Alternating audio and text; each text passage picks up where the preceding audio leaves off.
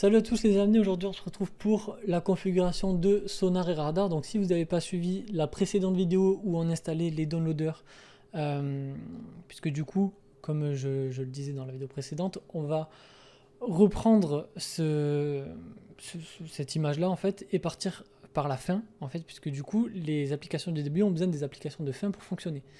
Donc du coup on commence par la fin et on installe tout ce qui va pour faire fonctionner tout ça. Donc du coup, là on a déjà installé ces déluges, donc tous les downloaders, etc. Dans la vidéo précédente, si vous ne l'avez pas fait, vous pouvez le faire. Cette fois-ci, on est ici à Sonar et Radar. Donc Sonar et Radar vont nous permettre du coup de centraliser toutes les demandes et le téléchargement de contenu. Et ça va aussi ranger en fait aussi notre contenu pour que Plex puisse le lire correctement. Donc pour ce faire, ici, comme je le disais, on est sur mon Synology.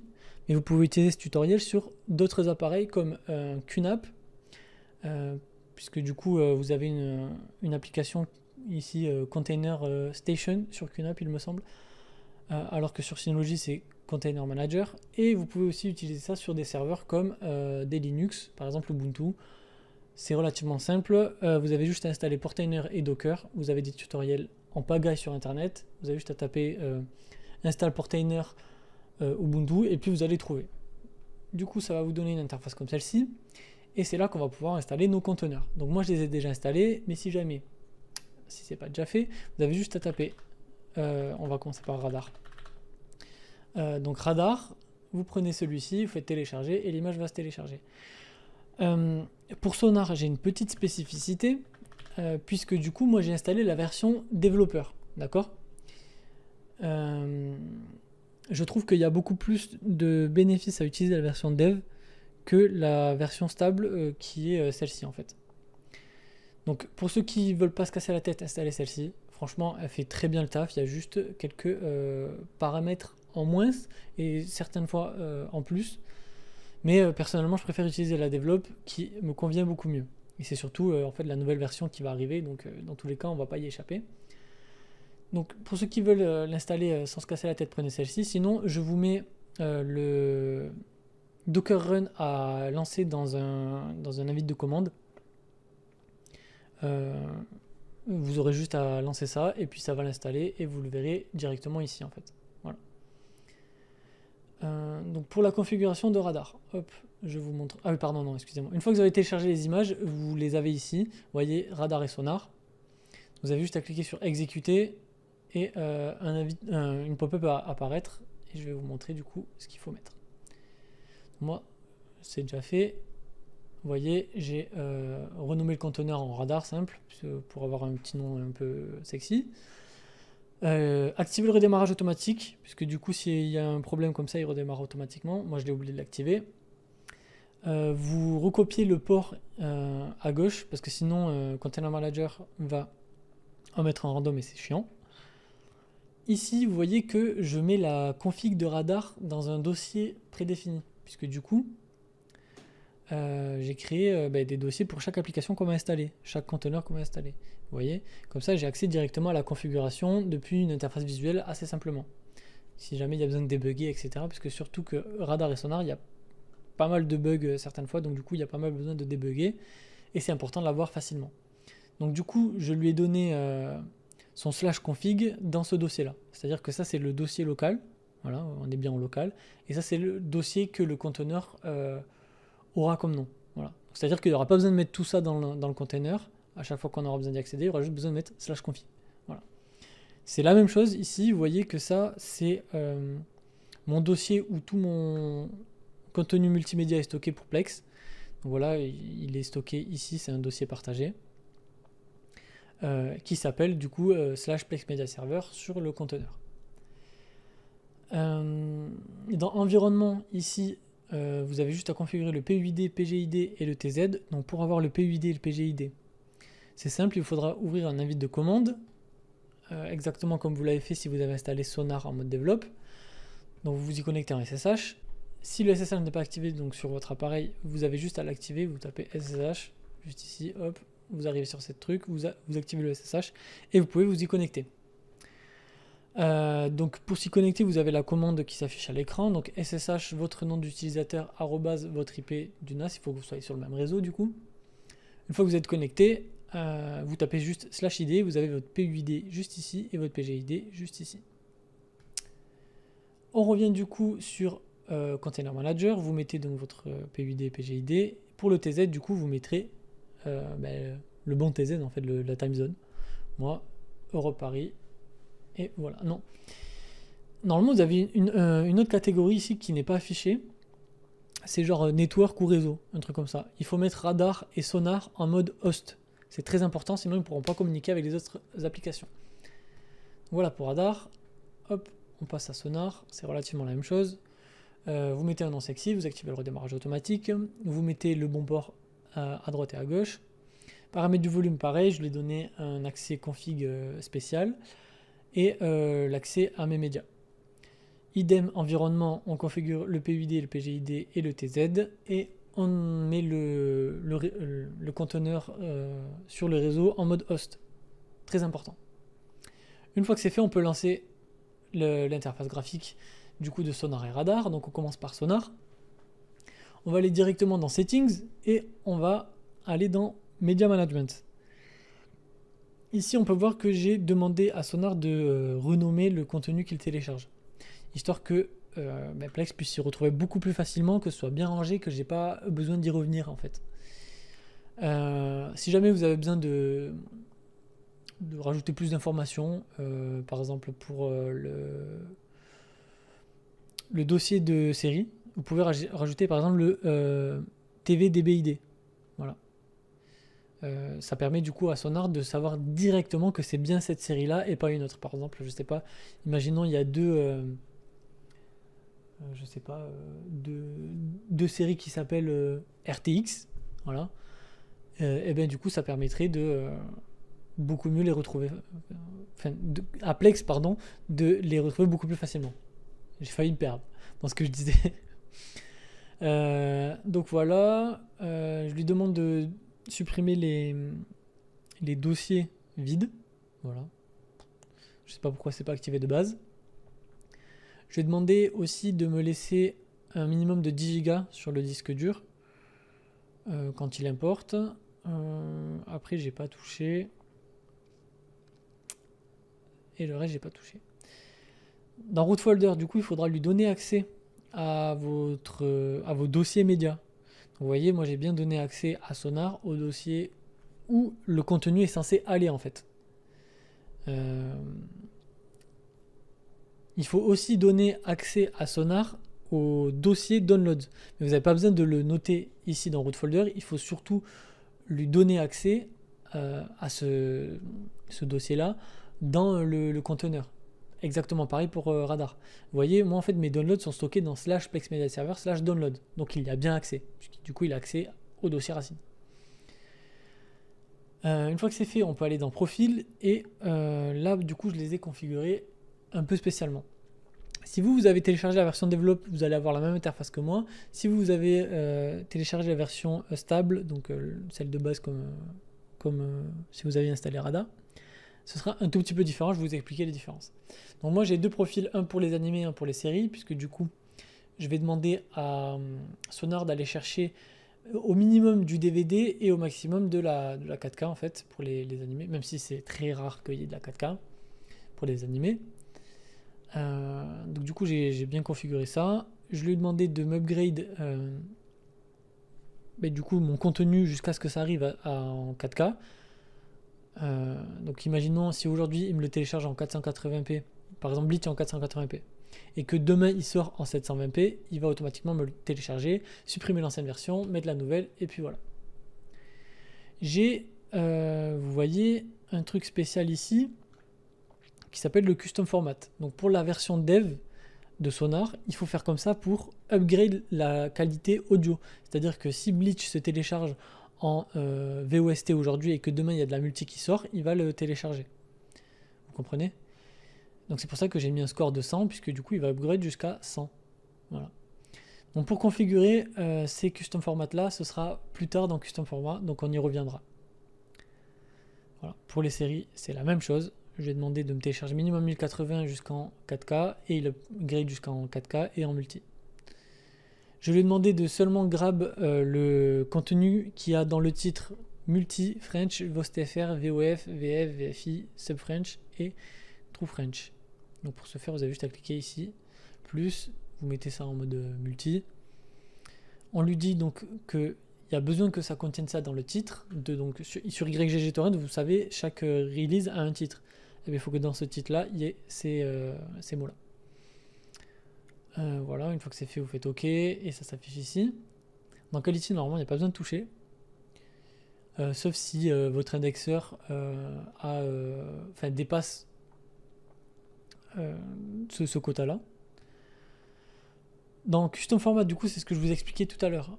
C'est relativement simple. Il faudra aller ici, vous mettez un nom. Donc moi, j'ai mis French, Multi, VOST. Vous allez ici, dans Release Title. Moi, je fais que sur le Release Title. Vous pouvez faire avec autre chose si vous avez envie, ou il faudra faire des tests. Mais personnellement, je fais seulement avec le Release Title. Hop, je vais vous montrer directement et pas en refaire un.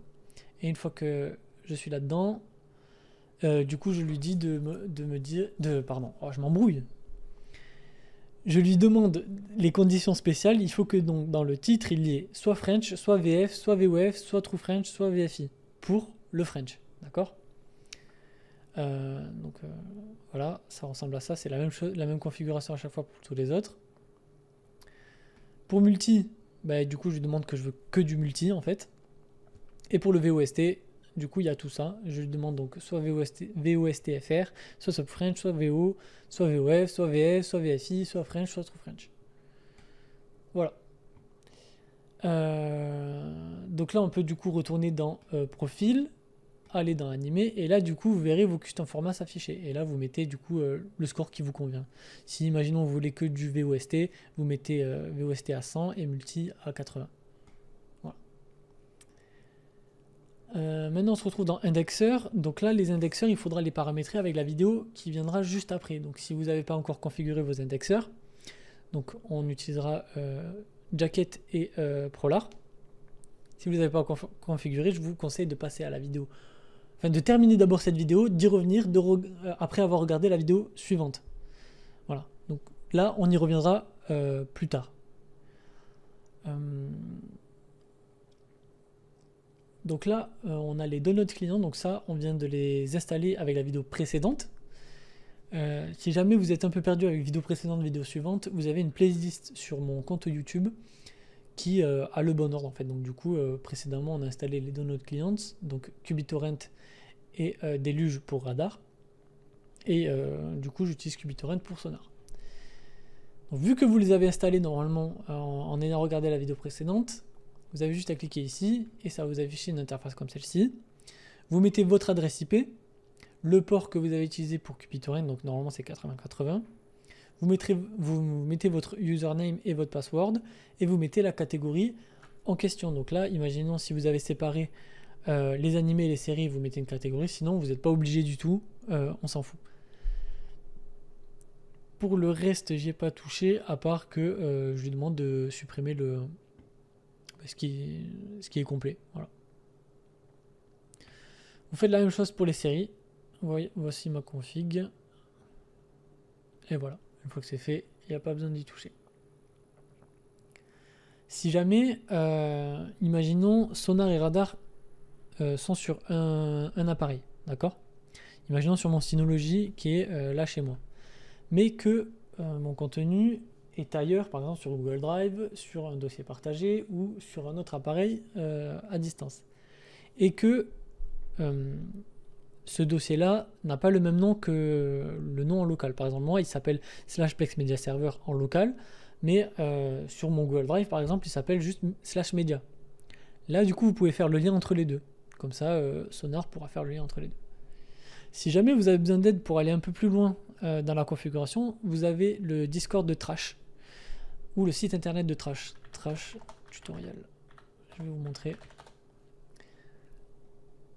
Ah ouais, pardon. Voilà, Trash Guide plutôt. Ils font des tutoriels beaucoup plus poussés pour la configuration de chaque application et je vous conseille vraiment de rejoindre leur Discord parce qu'ils aident énormément. En fait, vous pouvez ouvrir un ticket et il y a des personnes qui se connaissent vachement qui pourront vous aider. Sinon, vous avez toujours les commentaires, j'essaierai de vous aider au mieux. Donc n'hésitez surtout pas. Donc une fois qu'on a fait ça, pour le reste, on n'a pas besoin d'y toucher en fait. Voilà. Je ne vais pas aller dans le général puisque du coup il y a mon API et que j'utilise cette configuration là. Mais normalement il n'y a rien d'autre à paramétrer. Je vais juste revenir du coup sur les indexeurs si vous avez bien regardé la vidéo qui suit. Donc sur les indexeurs, vous avez normalement installé Jacket et Prolar. Donc Jacket, ici, vous faites donc plus, vous cliquez sur Torznab, excusez-moi j'ai trop du mal, et là vous pouvez du coup mettre l'URL que vous avez récupéré de Jacket et vous mettrez votre API key de Jacket ici. Ensuite vous verrez que les catégories s'afficheront, je vais vous montrer les miennes du coup. Je sépare bien Jacket et Prolar parce que du coup il y a une configuration pour les animés et une configuration pour les séries. De mon côté, si vous avez vu la vidéo, vous comprendrez. Moi j'ai bien mis l'adresse de mon Jacket, j'ai bien mis l'API key, j'ai bien mis les catégories que je cherche, donc c'est bien animé. Voilà, ça c'est la configuration que j'utilise pour YGG par exemple.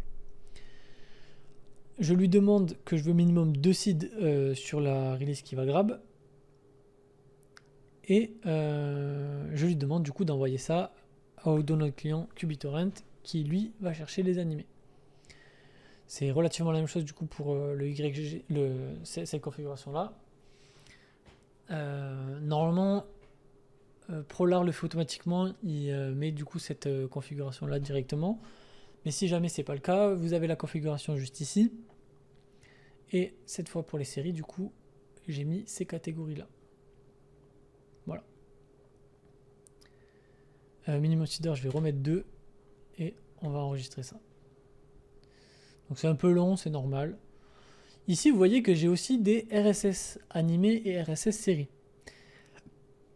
Là, je fais ça parce que du coup, mon jacket animé, vous voyez ici, il y a écrit Enable RSS, mais il ne fonctionne pas. Pour le faire fonctionner correctement, du coup, je passe par un site qui s'appelle RSS Datomir. Pardon. Ouais, j'ai vraiment du mal à lire les trucs. Donc du coup, c'est relativement simple. En fait, il va permettre de faire le lien entre le RSS de YGTorrent et vous, en utilisant du coup le projet Flare Solver, qu'on utilise aussi nous de notre côté sur Jacket et Prolar. Donc c'est relativement simple en fait, il vous explique tout, vous avez juste à suivre et ensuite mettre ça ici et voilà, du coup c'est-à-dire que toutes les 30 minutes je crois, ouais, moi j'ai configuré ça en 30 minutes, il va chercher de nouveaux contenus, voir s'il n'y a pas un nouvel épisode qui est sorti par exemple de Pokémon.